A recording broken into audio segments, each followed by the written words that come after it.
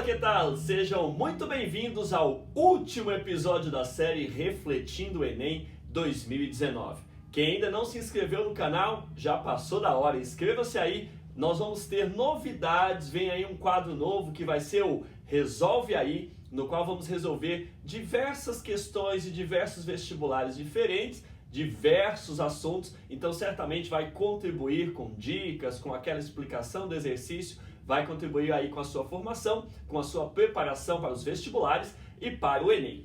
E no episódio de hoje ficamos com três assuntos distintos, que são notação científica, matrizes e também teremos uma questão de trigonometria. Então hoje nós vamos fazer um formato um pouquinho diferente. Nós vamos ler o teste, entender o assunto que está sendo cobrado lá, qual a habilidade que você precisa, e aí nós vamos fazer o flash da explicação teórica. Bora resolver testes?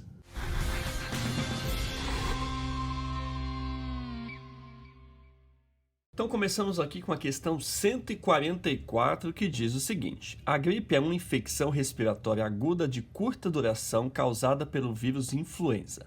Ao entrar no nosso organismo pelo nariz, esse vírus multiplica-se disseminando-se para a garganta e demais partes das vias respiratórias, incluindo os pulmões. O vírus influenza é uma partícula esférica que tem um diâmetro interno de 0,00011, milímetros, bem pequenininho, certo? E aí, beleza? Disponível tal. Em notação científica, o diâmetro interno do vírus influenza em milímetros então já observe que ele deu a medida que é bem pequenininha em milímetros e a pergunta está também em milímetros, ou seja, não precisaremos nos preocupar com a conversão de unidades. Mas temos que saber como que funciona essa tal de notação científica. Então, a pergunta aqui do Enem é em notação científica. Então, vamos a um flash da explicação e a resolução dessa questão.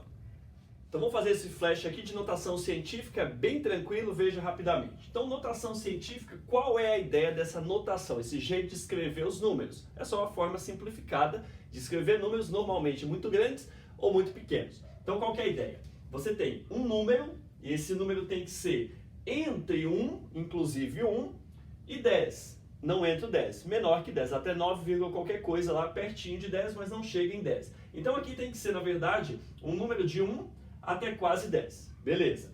Vezes 10, sempre potência de 10, então tem que saber trabalhar com potência de 10, e elevado a um expoente, que é o nosso x, e esse expoente é um número inteiro. Então o que nós temos que ter cuidado em notação científica? Quem vai ser o n, tem que ter bastante cuidado com ele, que é o coeficiente aqui da notação, tem gente que chama de mantissa, e quem vai ser o expoente? Mas a ideia é bem fácil. A gente vai usar exatamente a mesma coisa que nós usamos lá na conversão de unidades, de metro para decímetro e assim por diante. Então nós temos como? A unidade principal é a unidade no sistema decimal de numeração. Unidade, dezena, centena, assim por diante. Então, essa casa, o 10 elevado a 0, é a casa da unidade. Afinal de contas, 10 elevado a 0 é 1. Eu já explico melhor.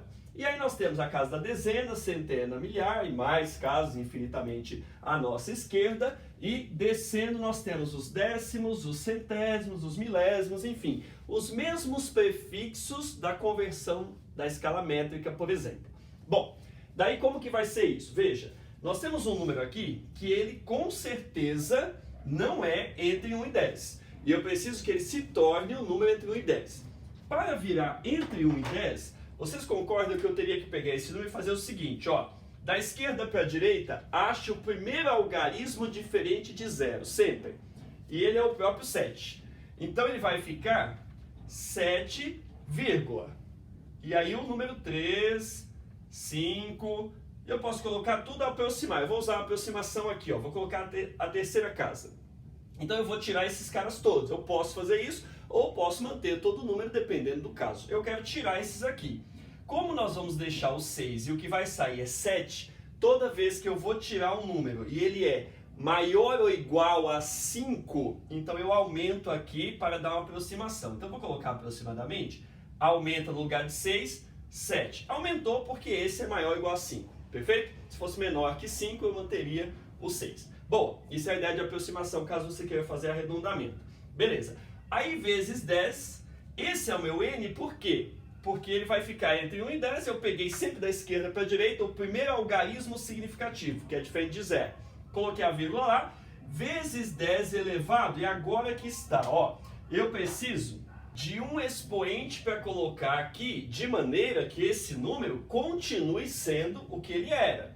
E aí qual que vai ser a ideia? Veja, a unidade desse número é o 9. Então 10 elevado a 0 seria o 9. Quer dizer que 10 elevado a 1, ao quadrado, ao cubo, a quarta, a quinta, a sexta. Ou seja, esse algarismo, que é o que representa aqui a parte inteira da notação científica, ele é da casa de 10 à sexta, porque ele é milhão. Unidade, dezena, centena, unidade de milhar. Dezena de milhar, centena de milhar, unidade de milhão. Unidade de milhão é 10 elevado a sexta, sempre começando com a unidade elevada a zero. Então, simplesmente o expoente aqui vai ser 6. E aí eu continuo com a ordem de grandeza do milhão. Terminou, isso é notação científica. Vou fazer um exemplo com um número menor agora do que 1. Veja, mesma ideia. Da esquerda para a direita, primeiro algarismo significativo, ou seja, diferente de zero. É o 4. Então o número vai ficar, eu vou colocar igual, porque eu vou escrever todos os algarismos, tá?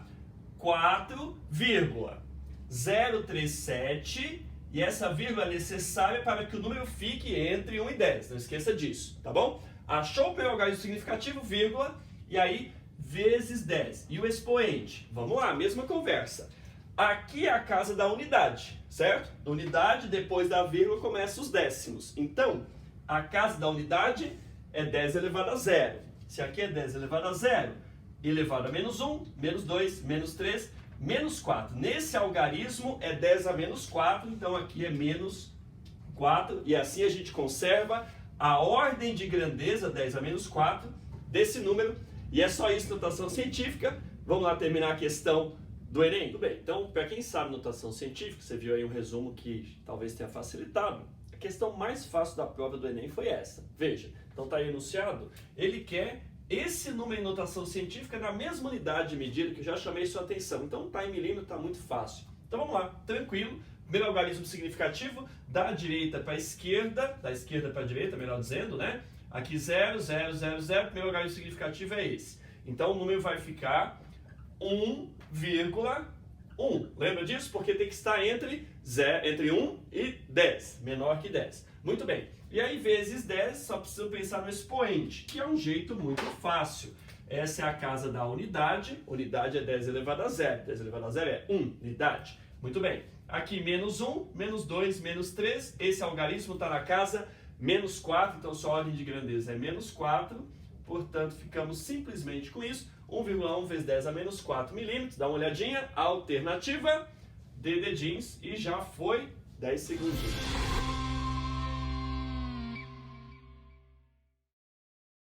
Então, questão 148 diz o seguinte: um professor aplica durante os 5 dias úteis de uma semana testes com 4 questões de múltipla escolha a 5 alunos. Então, vamos lá.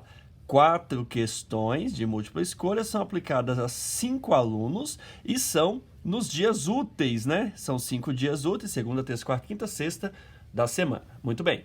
Os resultados foram representados na matriz.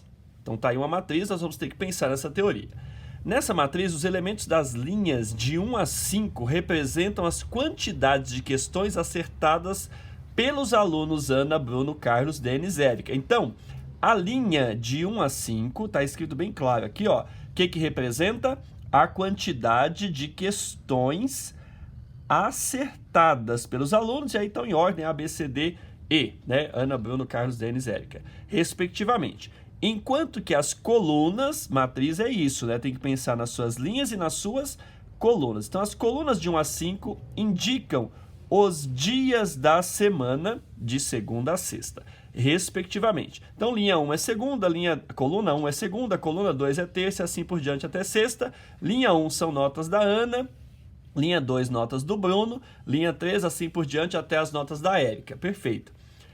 Nananina, o teste que apresentou maior quantidade de acertos foi o aplicado E aí nós temos que pensar um pouquinho de matrizes, então, pequeno flash de como funciona matrizes e nós já resolvemos. Bom, vou falar de matriz apenas o que o Enem está cobrando, que é simplesmente a ideia de tabela. Então veja, eu entendo uma matriz como uma tabela, assim como a tabela do Excel. As tabelas do Excel têm as colunas que são letras normalmente e as linhas que são números, né? No caso de matriz é a mesma ideia, veja. A única coisa é que, por regra, quando eu falo de matriz matematicamente, é regra, a não ser que alguém mude aí na escrita de algum exercício, que você primeiro leia a linha e depois a coluna. Então, por exemplo, esse elemento ele está na linha 1, verdinho, linha, coluna 1.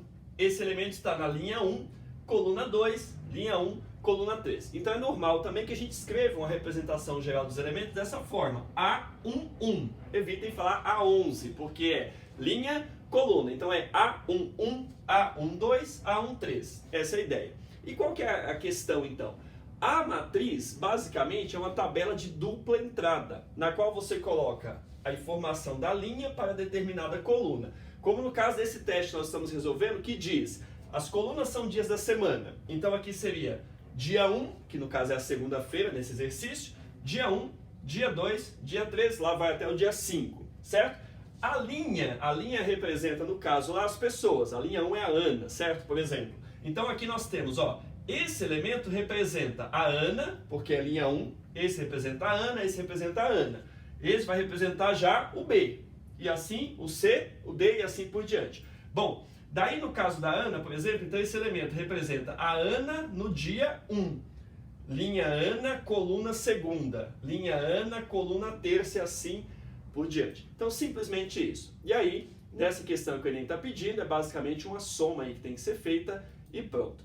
Claro que matrizes têm muitas propriedades. Tem adição, subtração, multiplicação, matriz inversa e depois a ideia de determinante. É um assunto bem grande, mas o Enem cobrou apenas a interpretação na forma de tabela e é só isso que vamos fazer. Vamos terminar o teste. Bem, então, a ideia que o Enem está cobrando de matriz, eu não vi cobrar diferente até hoje, é basicamente a leitura de tabela. Então não está difícil, né? Observa o que nós já destacamos. Então, como eu tinha dito, as colunas de segunda a sexta e as linhas são a Ana, o Bruno, o Carlos e o Denis. Então, para saber o teste que apresentou maior quantidade de acertos foi aplicado em qual dia da semana, lembra que o dia da semana são as colunas. Então, basicamente, eu vou só somar cada uma dessas colunas e a coluna que der a maior representação de soma, o maior total, é a resposta correta. Então aqui, ó, 3, 6, 8, com mais 3, 11. Então vou até colocar aqui embaixo mesmo, ó, faz na forma de um rascunhozinho. Aqui deu 11. Então 11 acertos no teste aplicado na segunda-feira. A Ana acertou 3, o Bruno 3, o Carlos acertou 2, o Denis acertou 3 e a Érica acertou 0. E aí segue assim, então 2, 4, 6, 8, 10. Então nós temos 10 aqui, 0, 4, 6, 10, temos 10 aqui também na segunda, terça, quarta-feira. Na quinta nós temos 1, 2, com 3, 5, 6, nós temos 10 também. Na sexta nós temos 2, 4, 6, 10 também. Então facilmente, ó, segunda-feira, que é a coluna 1, 11, então ficamos com a alternativa A e já fechamos. Vamos ler mais um, pensar na teoria e resolvê-lo na lousa.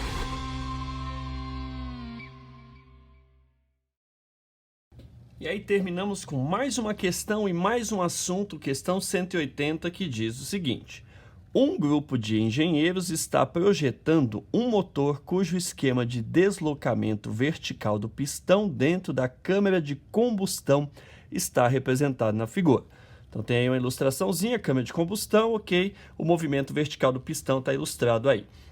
A função, e aí a ideia, né, de trigonometria, veja, h de t, que é igual a 4 mais 4 seno de beta-t sobre 2 menos π sobre 2, definida para t maior ou igual a 0, descreve como varia a altura h, medida em centímetros, da parte superior do pistão dentro da câmara de combustão em função do tempo t, medido em segundo. Nas figuras estão indicadas as alturas do pistão em 2 instantes distintos. Só uma ideia rápida. Trigonometria tem uma ideia periódica que nós vamos ver no resumo teórico já já. E aí, como a ideia do pistão é ficar subindo e descendo periodicamente, faz muito sentido que o modelo desse movimento seja trigonometria. E aí diz assim, O valor do parâmetro beta, que é dado por um número inteiro positivo, então vamos lá, ó, beta é um número inteiro positivo, beta é um número inteiro positivo. Está relacionado com a velocidade de deslocamento do pistão. Para que o motor tenha uma boa potência, é necessário e suficiente que em menos de 4 segundos, um tempo menor que 4, após o início do funcionamento, instante t0, a altura da base do pistão alcance por 3 vezes, ó, presta atenção nisso, alcance por 3 vezes o valor de 6 centímetros. Muito bem. Para os cálculos, utilize 3 como aproximação de π, isso é importante também pensar, né? Ótima aproximação, facilita as contas.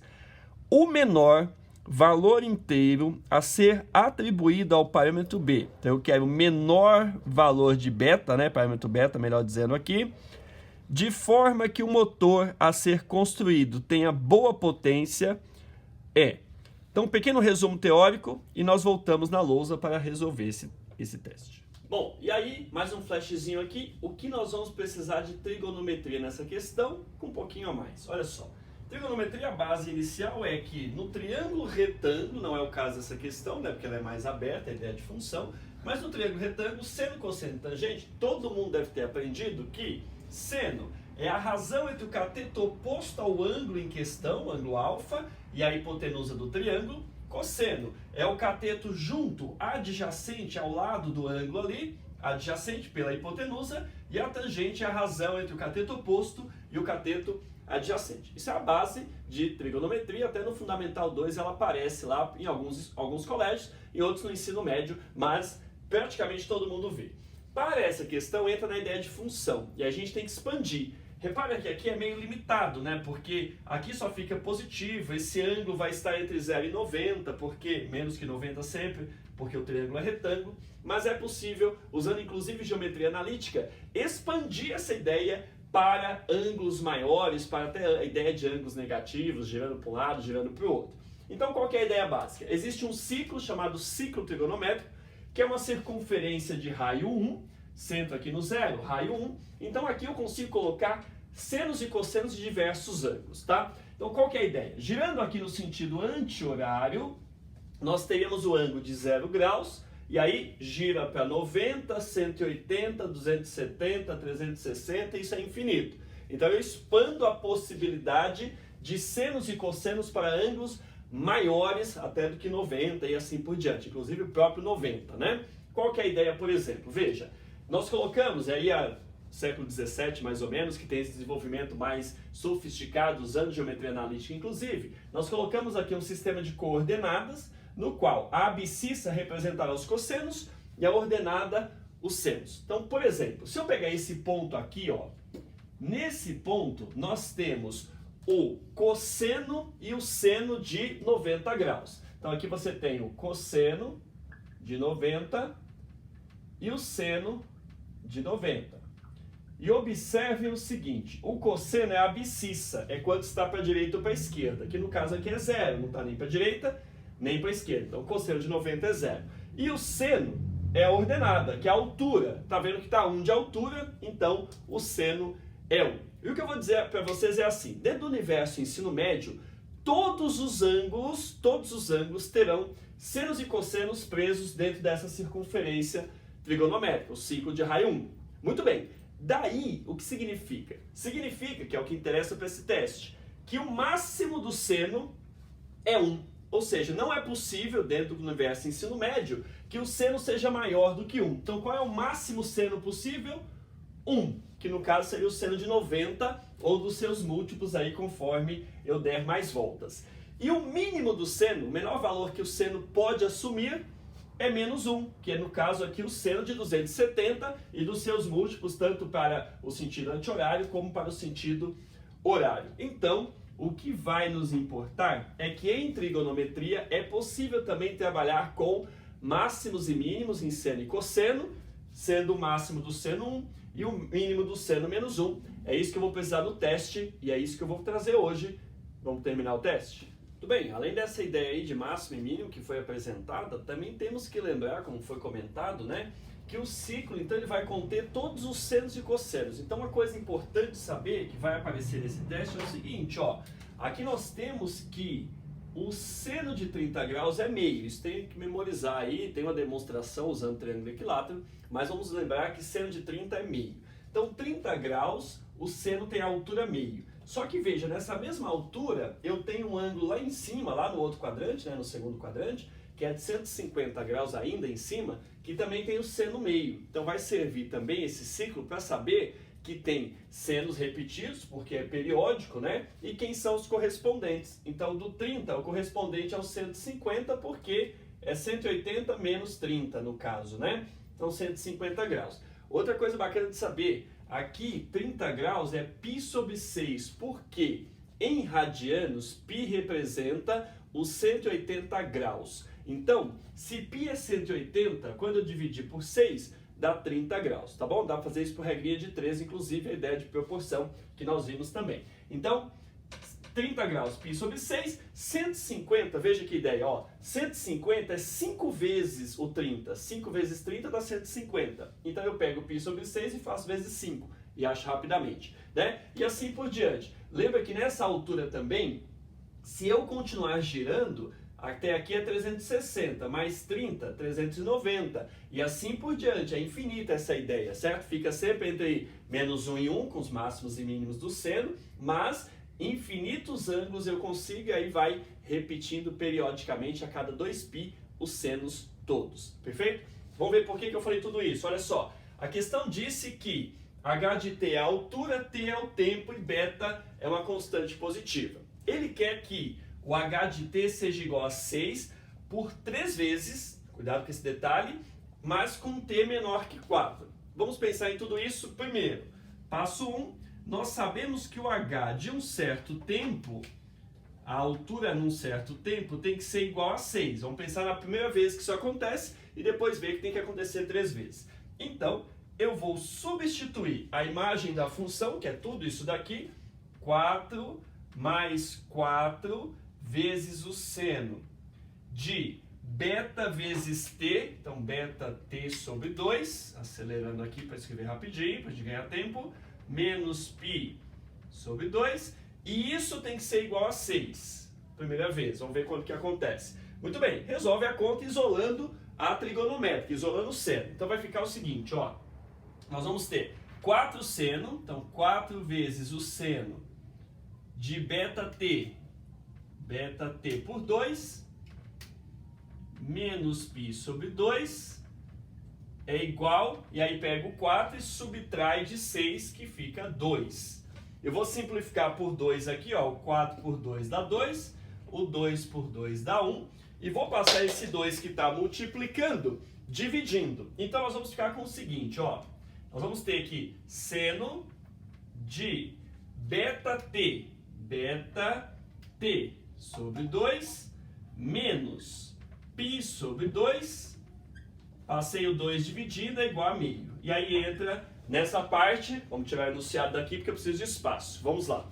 Bom, se o seno de um certo ângulo é meio, que ângulo que é esse? Nós temos infinitas respostas, começando no sentido anti-horário com π sobre 6. A segunda resposta é 5π sobre 6. A terceira resposta é 13π sobre 6 e vai seguindo essa ideia infinitamente. E aí o detalhe, nós precisamos que aconteça por 3 vezes.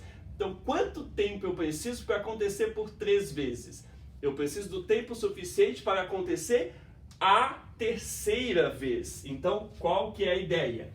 A terceira vez que isso acontece é quando o ângulo, o argumento da trigonométrica, que é o ângulo aqui, vai ser igual a 13π sobre 6, porque ó, primeira, segunda, terceira vez. Então, o segundo passo, já que tem que acontecer 3 vezes, eu vou igualar o ângulo da terceira vez, que é a última, e aí eu tenho tempo máximo gasto. Então eu vou pegar o ângulo beta-t por 2 menos π por 2 e vou igualar ao ângulo da terceira vez que acontece, 13π sobre 6.